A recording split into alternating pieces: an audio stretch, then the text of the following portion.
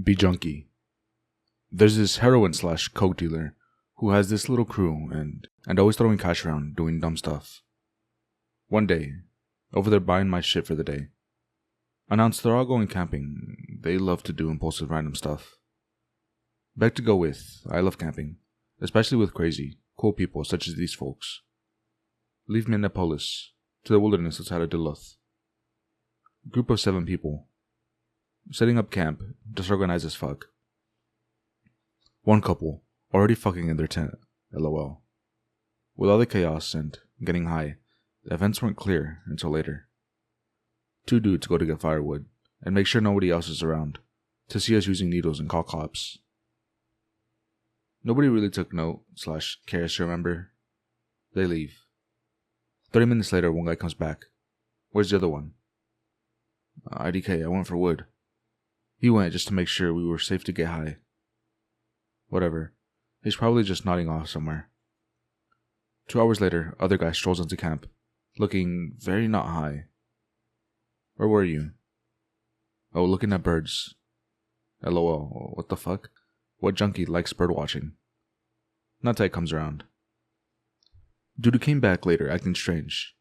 Seems genuinely confused by our activities. Looks almost pissed confused. Sits down on a log by fire suddenly. Awkwardly, like he's really drunk. Hard junkies don't drink.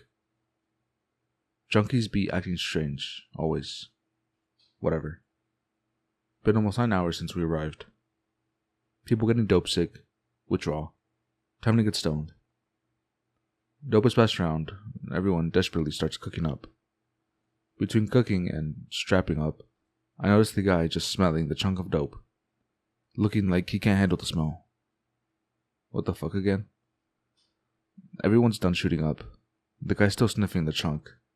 By now, everyone notices. He cautiously licks the dope. Has incredibly strong taste and smell of uber vinegar. Makes this horrible animal gagging / hacking sound. The fuck? The main dealer guy offers to cook and prepare a shot for him. He was already high and didn't notice strange behavior too much. The guy mumbles, yeah. Shoots him up. No, your average junkie does enough dope in one shot to kill King Kong and his whole family. Tolerance is a bitch. Guy's whole body starts to shake. His eyes are popping out. Everyone's still staring with dopey glazed eyes. He makes this strange panic choking breath sound. Like there's really wet towel in his mouth / throat. Blood literally pops out of his nose. Incredibly dark colored. Starts to make intense, high-pitched screeching scream noise. Stopping to choke / cough, suddenly every second or two. These are not normal OD symptoms. Horrible, horrible stench permeates the camp. Holy shit. Dude falls over backwards. Panic ensues. Dude, you gave him too much. Fuck. Main guy goes to help him up. Can't. Stench increases to the point where the rest of us are gagging and or puking. You hear very distant scream from Forrest. Amid the panic, I think nobody else notices. Hear other screams / screechings joining in. Everywhere. What the fuck? The panic levels cannot be contained. Junkies screaming inside the camp too. Screeching outside the camp grows and grows. Ears are ringing. Stench is clogging my lungs. Can't take it. Overwhelming smell and high-pitched ringing too much to handle. Blackout. Awake in morning. Look around. Very shaky. Can smell hints of stench from last night. Nobody to be seen except that fucking guy.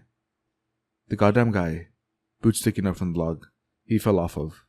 Walk over slowly. Looks like he's been dead for weeks. His skin is tight over his face. White and blue. Eyes sunken. Looks like he's lost 80 pounds before dying. Blood covering him. IDK from where? Realize I'm covered in blood too. There are scrapes and dent holes all over the ground. Some obvious animal tracks. Human footprints, handprints, and combinations of all. Some seem to be dragged. Withdrawing and losing my mind. Steal the main dealer's car. Go home and never speak of it again.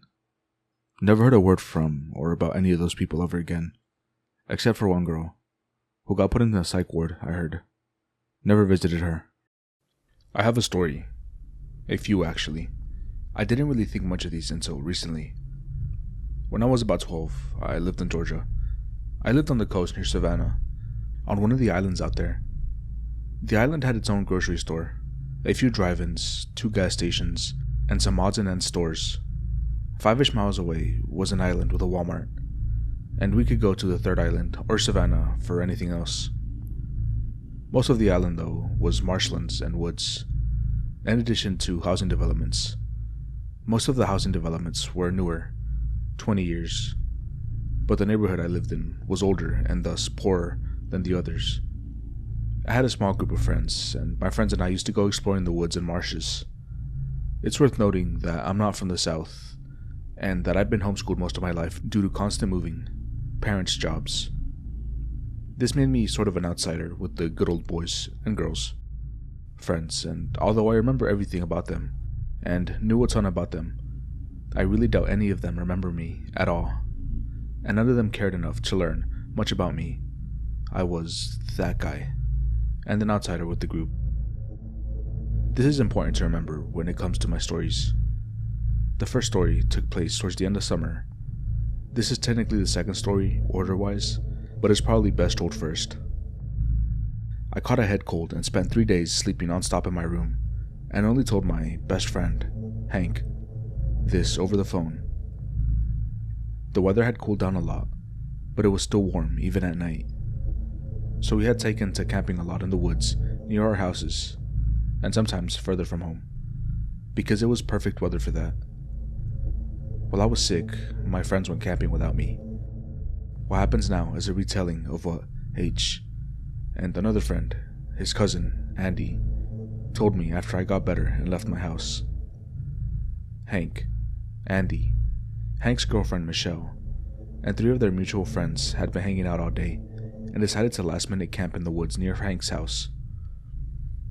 So they pitched a few tents right inside the woods, nearest to a pond that was between his house and the woods, and got to goofing around. Shortly after dark, they heard loud splashing in the pond, like someone was swimming late at night, but didn't bother to go and check it out, as it wasn't out of the question that someone would be swimming that late out there. A few minutes later, though, I apparently showed up at the campsite, soaking wet and acting kind of off. Apparently, I didn't say anything. I just came up, sat down near the fire, and started watching people, really awkwardly. Hank ends up asking me if I'm feeling alright, and I told him I was fine. I just felt lonely and decided to join them, and his mother told me where he was. Now, only he knew I had been sick, and he didn't apparently want to bring this up because Andy was a major germaphobe, so he just sort of shrugged it off, and they went on with their evening to the best of their abilities, while I sat there, not talking, just watching them. After a while I dried off, and both Hank, Andy, and everyone else there told me I started stinking, and I got the creative nickname of Stinky because of this. Like a dead animal. Michelle started gagging from it, apparently, and everyone jokingly told me to take a shower. So, I got up, walked out of the woods in front of them, and Hank, Michelle, and Andy followed me, thinking they'd hurt my feelings, only to see me calmly walk into the pond until I was up to my waist, dive in the rest of the way, came back up a bit later, and walked back out, all without saying anything. It's worth noting that I'm not a good swimmer, and I hate diving due to a fear of inhaling water and choking, so the chances of me doing that, especially fully clothed, are pretty fucking slim. After that, I apparently sat back down and resumed being awkward. When I started smelling again after drying off, they kindly decided not to bring it up, although Michelle later told me I smelled like I was rotting, and she kept moving further from me because of it. Time goes by, and everyone decides to go to bed, aside from me saying I'm fine. I've apparently said nothing, and they've basically forgotten I'm there. Hank tells me to go home. He said he was basically insisting because no one wanted to share a tent with me, but I refused, and Andy and another friend, Cody, decided to share a tent with me. So they go in, and apparently had to call me into the tent repeatedly, and once I did go in, I just laid down on the floor, facing the wall, nothing under me. Due to the stink, apparently, neither of them could go to sleep very easily, and according to Corey, I'd constantly turn my head really oddly and watching them. This went on until about 5 a.m. when I suddenly got up, standing as high as I could in the tent, walked out, and that was it.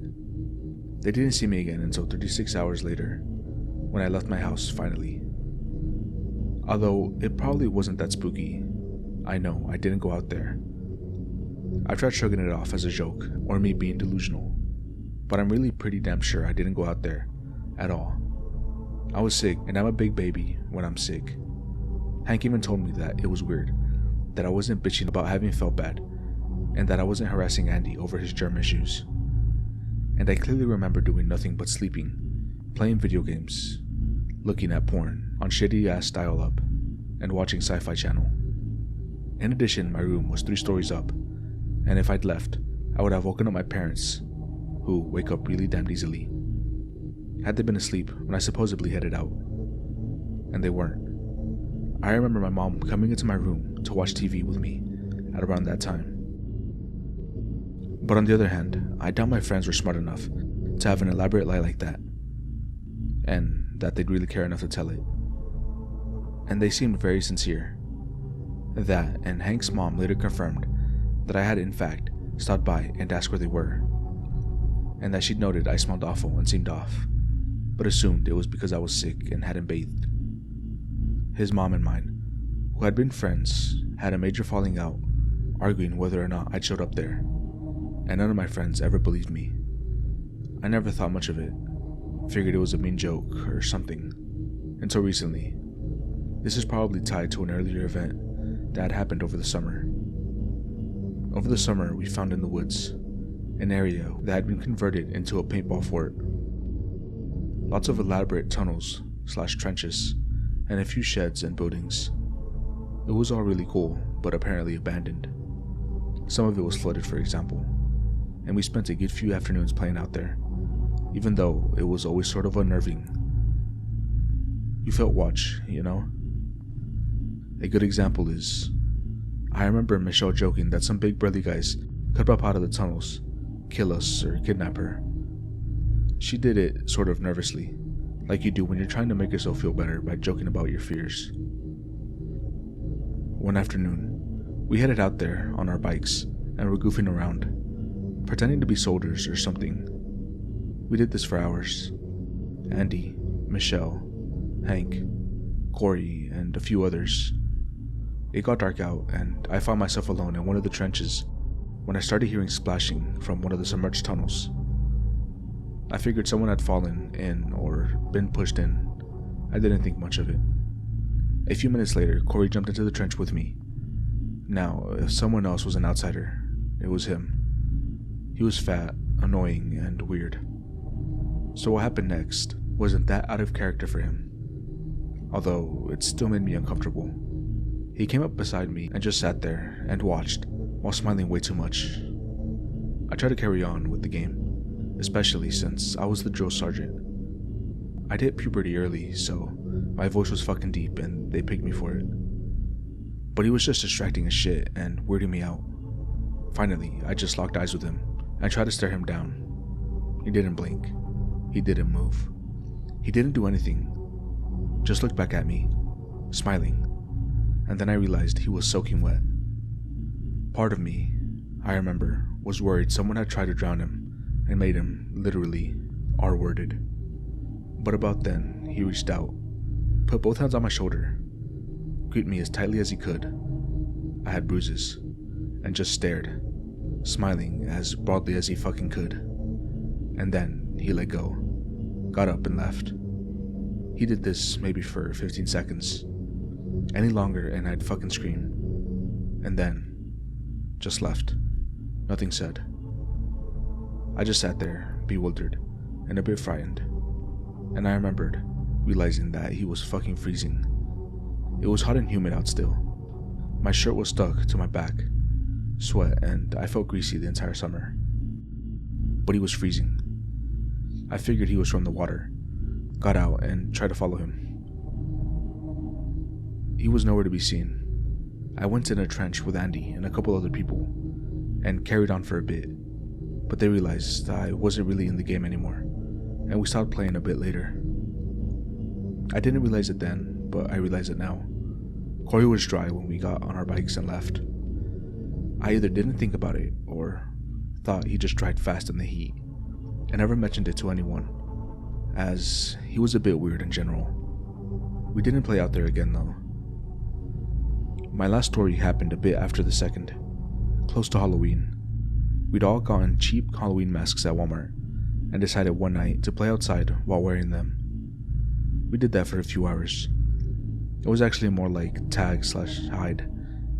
It was actually more like tag/hide and go seek combo, and it took a while to finish playing.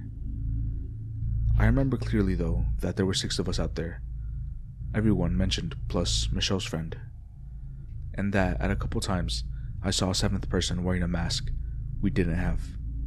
I figured it was someone switching masks until later, when I realized no one had a mask like that. I then sort of decided not to mention it.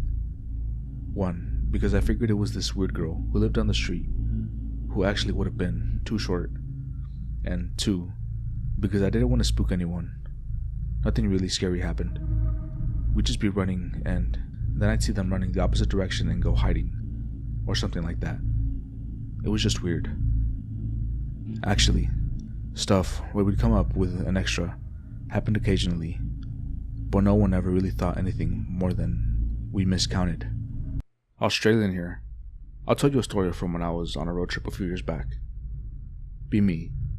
Decided one night after drinking heavily to gather a few friends and go on a road trip to Sydney from Adelaide for a long weekend. Pack the van, figure it'll be more than a few days trip, so we will have to camp out for the night unless friends want to keep driving throughout the night. We leave fairly late in the day because we underestimate how lazy/hungover we all were. Get on the road at around lunchtime. Make good progress flooring it on the highway. It starts to get quiet late into the night, and we've all had a turn driving. Friends start to feel really uneasy and carsick. Fuck it. We will pull over and camp for the night. A friend gets increasingly sick throughout the night, starts throwing up constantly into plastic bags in the van. No way in fuck I'm sleeping in the van. Myself and my other mate get up our swags, kinda like a mini tent/sleeping bag for one person, out in a rest and revive station, set up along the highway, but within eye shot of the van. Beautiful night, full moon, and bright as shit. Swag has a flap you can open so you can see out at the sky, but with a mesh to protect you from the bugs and shit. Decide to leave mine open to talk to mate and watch the stars. Eventually, fall asleep with the flap still open. I wake up in the middle of the night due to something dropping onto/hitting my face. It feels warm. It smells horrible.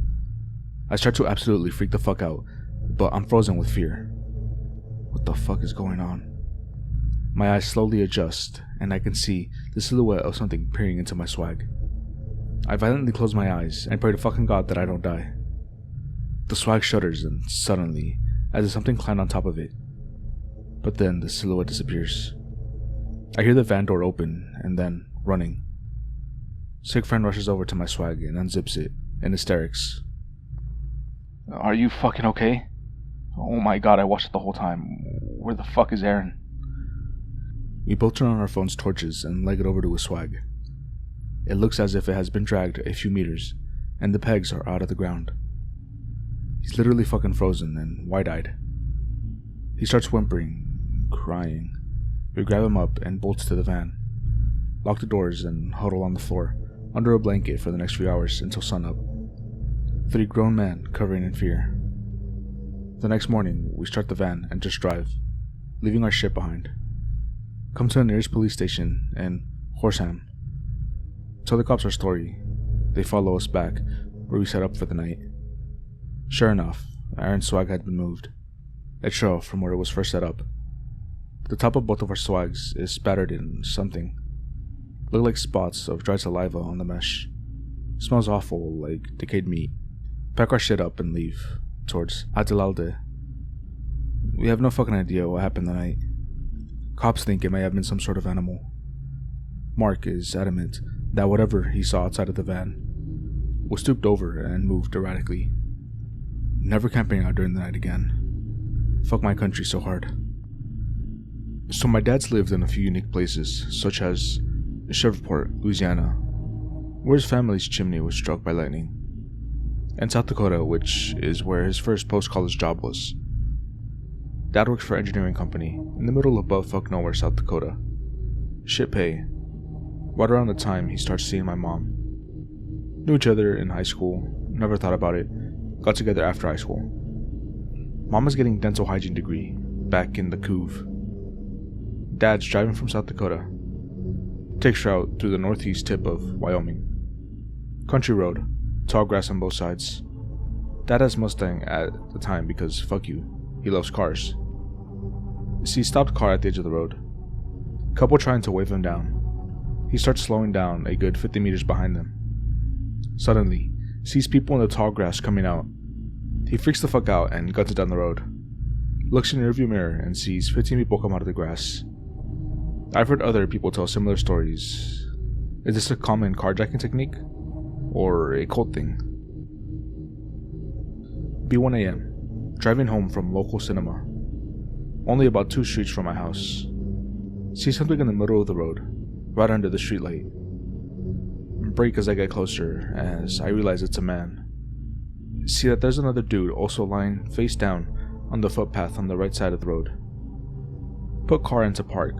Open door. As I open door, I see the man's arm flinch. Get strange feeling. Closed door. Decide to drive around the man in the street and stop a bit up the road and call for help. Watch as both men casually stand up and I see what looks like hammers in their hands. Nope the fuck out of there. Drive 2 streets home with lights off in case they see me. And been scared of helping people on the road ever since. To clarify, I joined the US Marine Corps when I was out of high school. This happened several years ago while I was on leave. Driving from California to New Mexico. Taking a shortcut through Amboy. At the time, a satanic hotspot. Be about 5 p.m. Take a pic of the city sign to prove I actually took I-40 to friends. Get back on the road. Get to top of mountain. See some stuff in the middle of the road. Slow down. See a red Pontiac stop sideways across both lanes. Open suitcase with scattered clothes. Man and woman face down in the road. Stop about 100 feet away. Hair on neck is standing up. Immediately pull out my 9mm pistol from under my seat and chamber around. Way too perfect of an accident scene. Like when civilians play dead in Iraq till their soldiers into a suicide bomb radius. Admit, I'm being paranoid, but can't bring myself to leave my vehicle. Scan the road. See a line I could drive. Pass the guy's left. Swerve to the woman's right. Go behind the Pontiac and clear it. Drop into first. Gun it. Pass the Pontiac without hitting any bodies.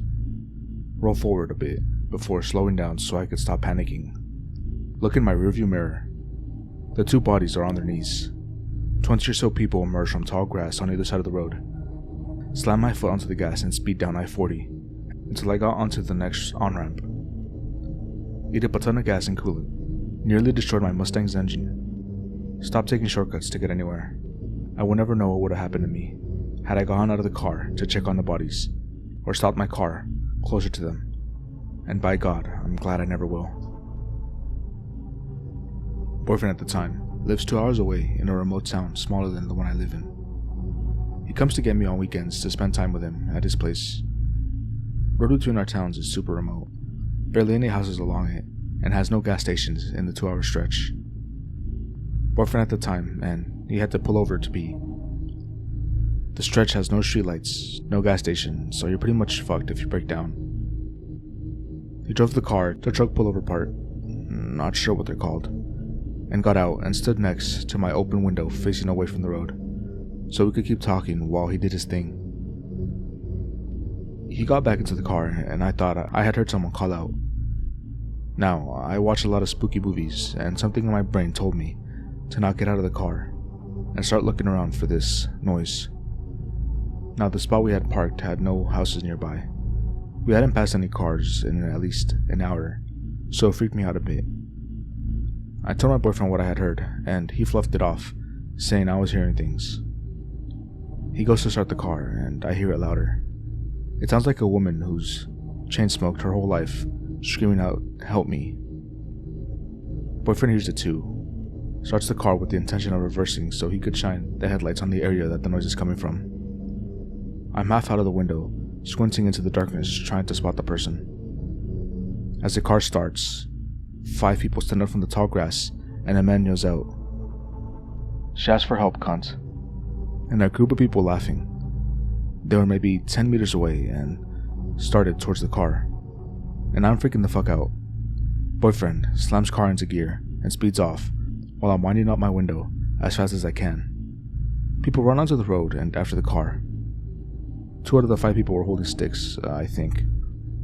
It could have been bats. Helped the fuck out, called police, and they said they'd send someone to check the area. Never fucking stopped to piss along that stretch again. Be me at 15. 2008. Driving with dad through Outback. Driving the Plenty/Donnell Highway between the Stuart Highway and Northern Territory of Boolia in western Queensland. 700 kilometers unsettled road. See no one but a few trucks, maybe 3 in total the whole time. Blew 2 tires about 450 kilometers in, and didn't have any more spares, so had to drop our speed by a lot just to be safe. As a result, I ended up taking longer to drive the length of this road than otherwise would have. For background, there is a myth/legend in Boolia area of the so-called Min light that harasses and follows travelers in trees, and tries to entice them to leave the road at night and follow it out into the desert. We traveled in the area plenty of times before and had never seen it, or we weren't really thinking about it. It'd be about 8:30 p.m, pretty dark. Night sky out there was amazing, by the way. Any Australians here? I highly recommend it. Driving along at about 50 to 60 kilometers an hour to prevent any risk of tire blowing. Light flashes in front of us like a shooting star, but in front of the windshield. Dad and I, what the fuck, but keep driving. Happens a few more times. Starts to hang around a bit longer each time. At one point, it hovered in front of us for about 30 seconds. Haha, must be the Min. Dad. I'm feeling a little bit on edge because the light appearing out of nowhere and hovering in front of the car is freaky as fuck. Dad doesn't give a fuck. Starts making verbal challenges at the light. He challenges it to try and lead him off the road. Light disappears. It appears again about 15 minutes later and hovers in front of our car again. Dad stops the car and gets out. The light starts moving off the road and stops about 10 meters off the road and hovers. Dad starts challenging the light again. Is this the best you've got? Picks up a rock and throws it at the light. All the while, I'm sitting in the car, not knowing whether to shit myself with fear or piss myself laughing at my dad fighting with a light. After a few seconds, the light disappears. At this point, we're pretty hungry, so we stay there for about half an hour and so, and make something to eat.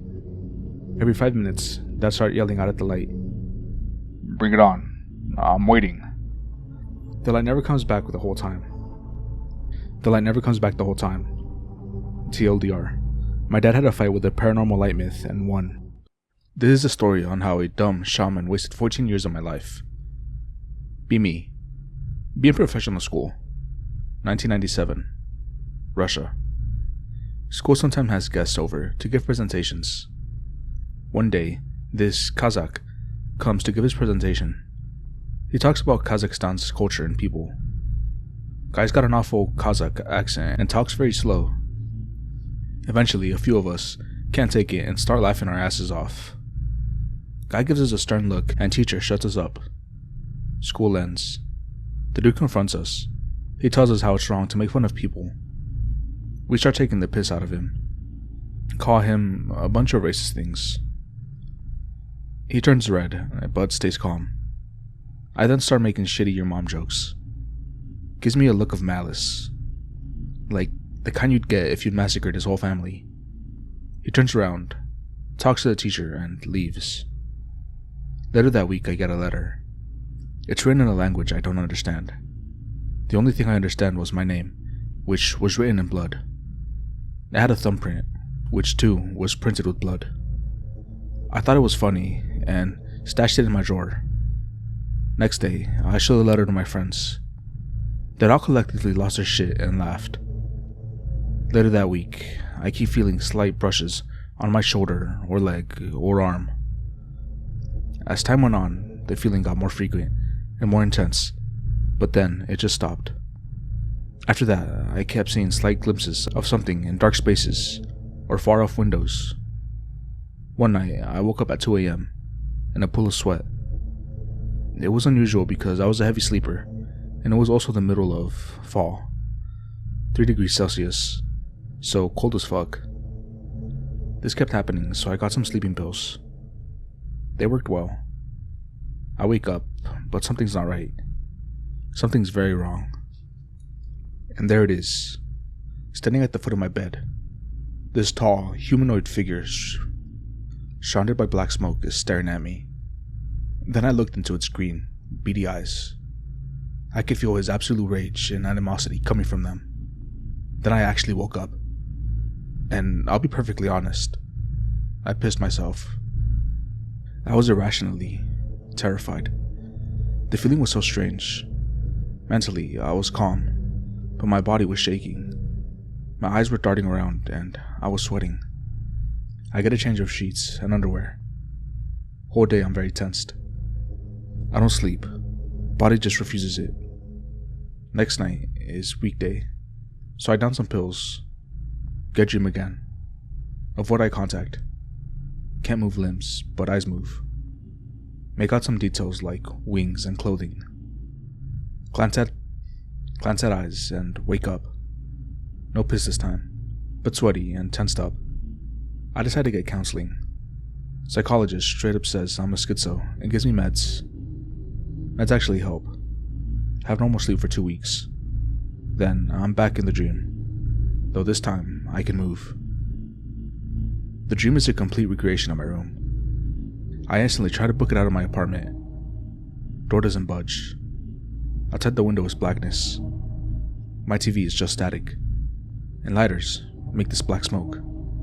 I cautiously walk into my room. It's standing there, in the same place. It looked at me and I woke up. I kept having nightmares, no matter what meds or rituals I used.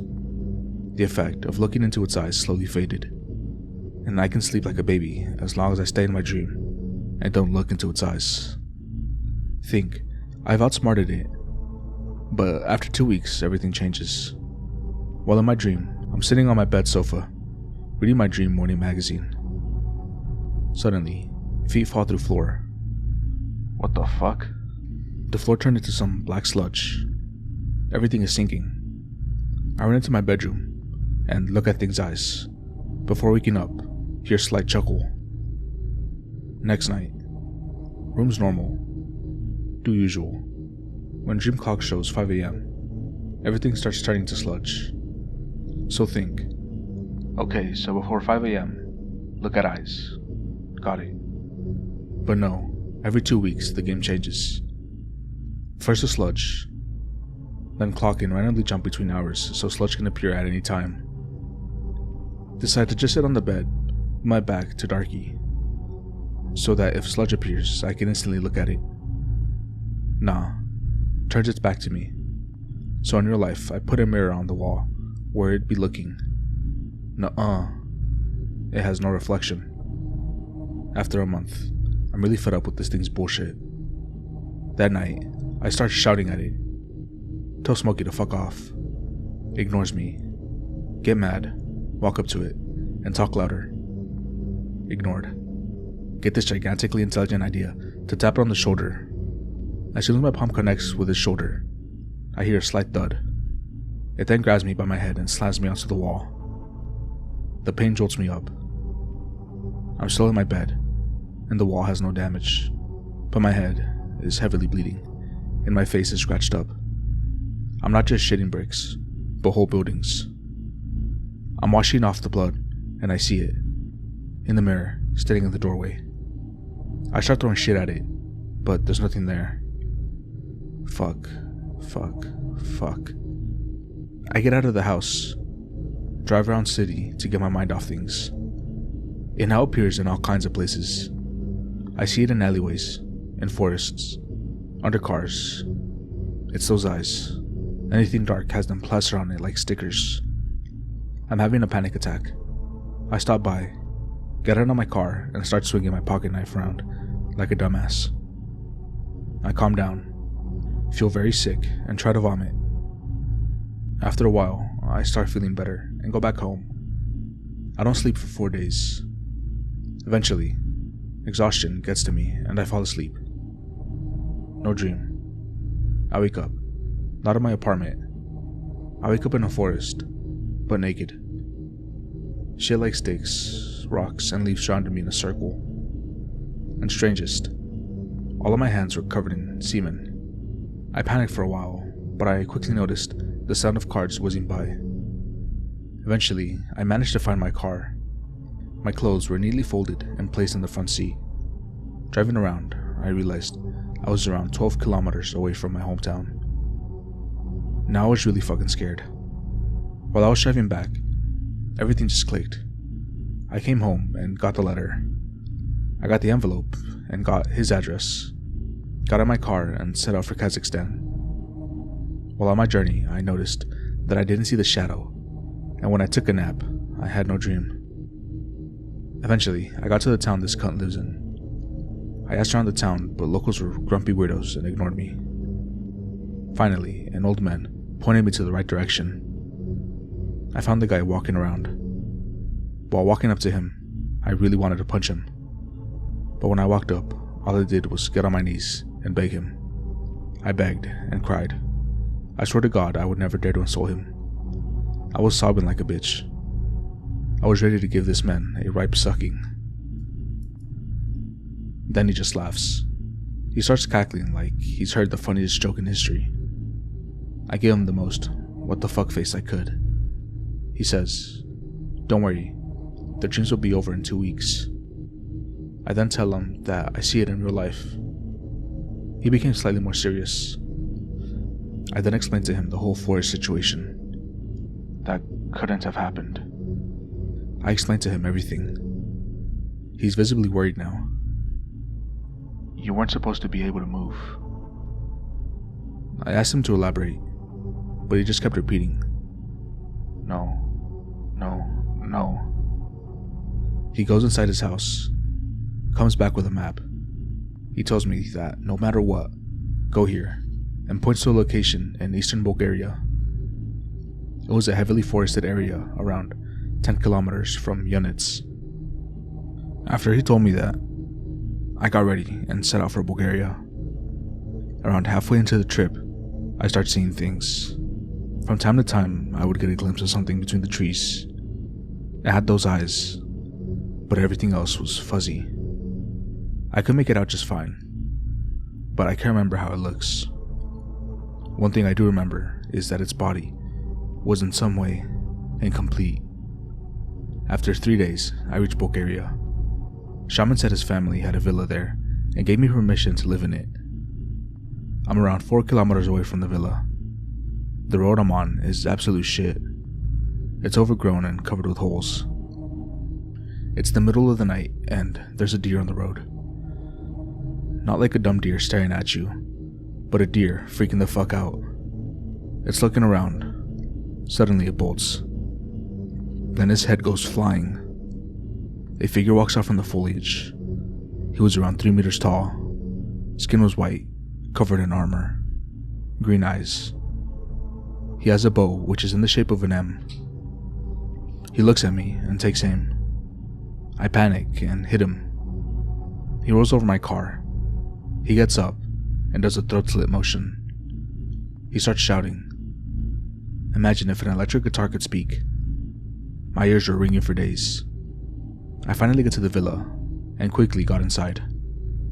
I tried to go to sleep, but the forest was shaking from this guttural singing that echoed throughout the whole property. Next night was one of the best rests I've ever had. Every Sunday, a truck visits the villa and brings essentials. On Sundays, the big man isn't around. But any other day, he stalks the forest. On certain days, there's a guttural singing from the forest. Big dude doesn't come 300 meters from the villa. Something keeps him out. I don't have nightmares anymore, but sometimes, Big Spirit leaves gifts. Mostly animal heads on a stake. Sometimes arrows in trees. And once, he spent 20 minutes screaming towards the direction of my house. If I ever leave the forest, then Darky comes and haunts me. But it never enters the forest. Shaman visits me sometimes. He keeps telling me that he's close to figuring out how to vanquish the creature. Ask him if I can get a safer place to stay at. Told me the spirits are territorial. He gave me some methods to keep him further away, but none of them worked. His strongest, Sigil, got grabbed by Big Dude and crushed up. I saw its hand sizzle, but it just didn't give a shit. For 12 years, this guy would visit me and tell me that he's closer, but he never actually figured it out. He stops coming, so I start doing my own research. I got a laptop and some shitty internet. I don't even remember the provider. All the methods on the internet are bullshit. Some seem to make my life worse, as one of them made Big Guy chuck a rock through my window. After 2 years of the shaman who started this bailed on me, I decided to try it and end it. I get the idea that if I can somehow lure one of them to meet, they'll do something. So I get a gun on Sunday. I get the fringes off the forest and camp in my car. Darky pops out. I take out my pistol and shoot. I miss, but it gets pissed and charges that car. I start driving towards forest. It jumps, but I shoot at it, so it continues chasing me. It peels off the roof and throws me out of the car. I shoot it twice, but it just absorbs the bullets. I start running. It catches up and pounces on me. I load an entire magazine in it, but it absorbs it all. Then, loud footsteps echo in the area. Darky jumps off and looks around. He then gets shot by an arrow. Big Guy comes in and grabs him. He starts sucking Darky's essence out of Darky, and he just melts. While this happened, I get my cue and leave. It's been 9 years since then. Shaman died of natural causes in 2009. Lucky bastard. Since then, nothing's really happened.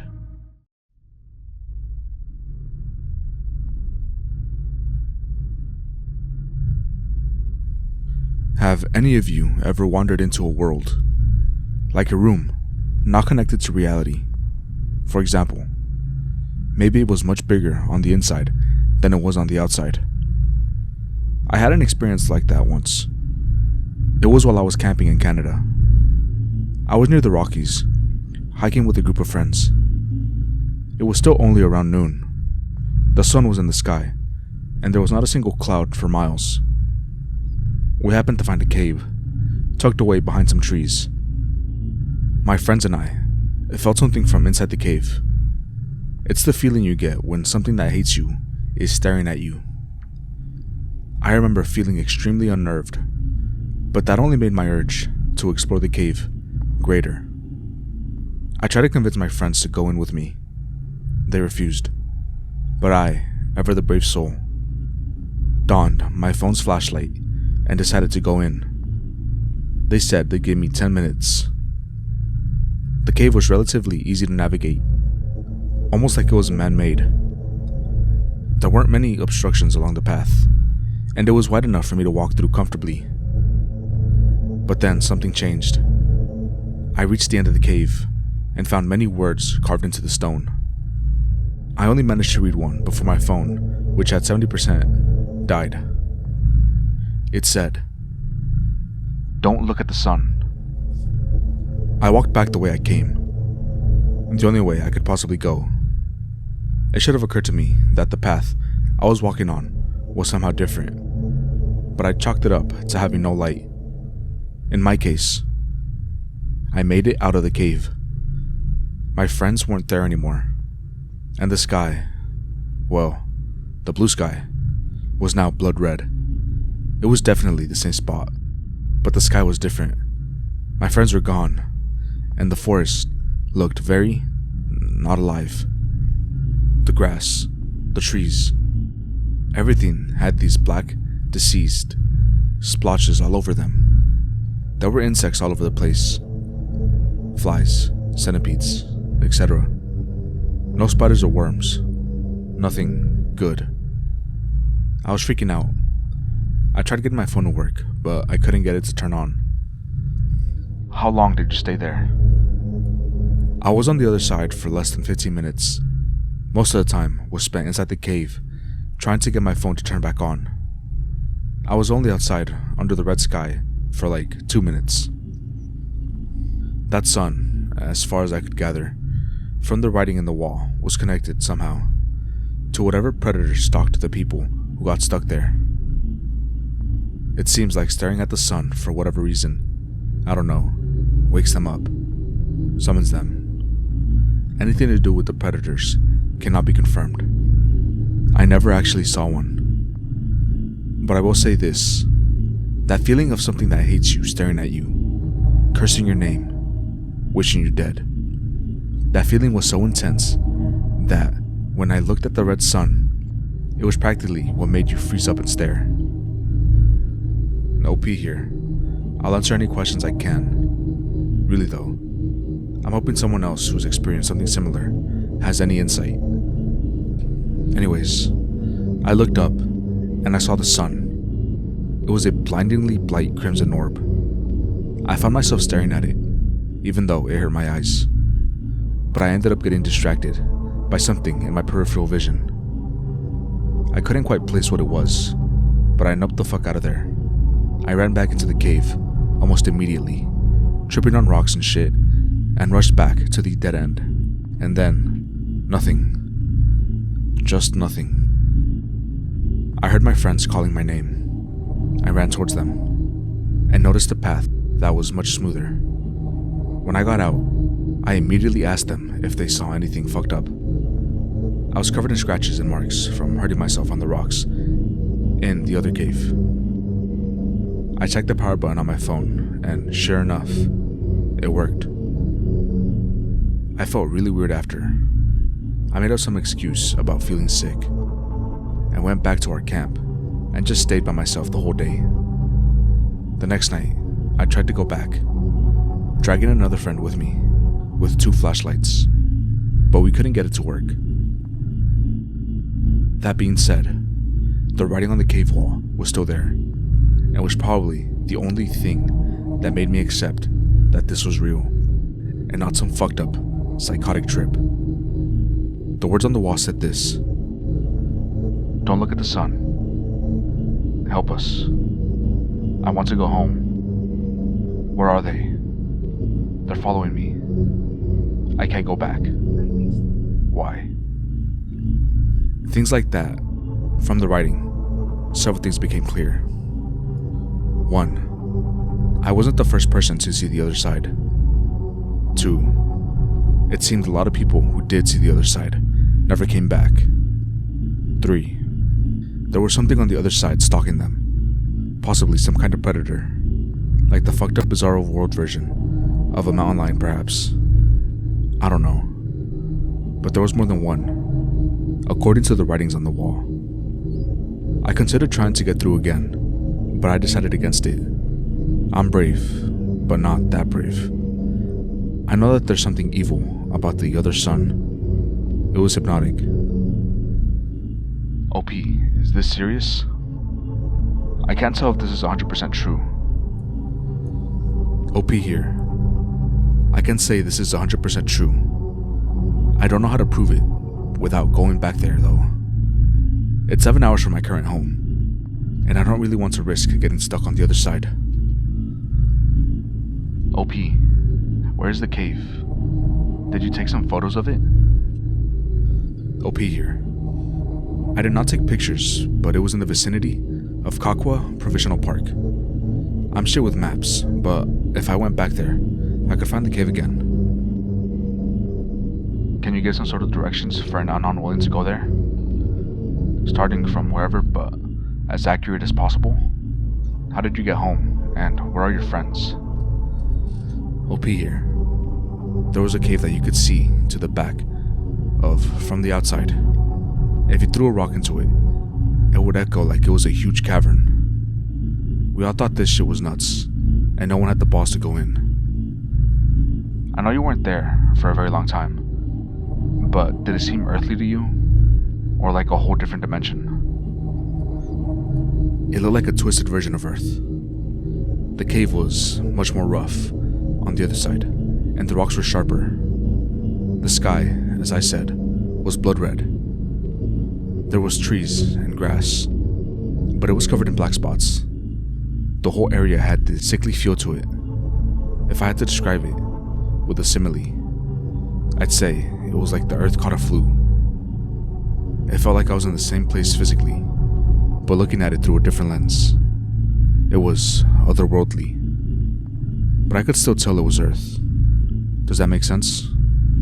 Sorry if my answer is all over the place.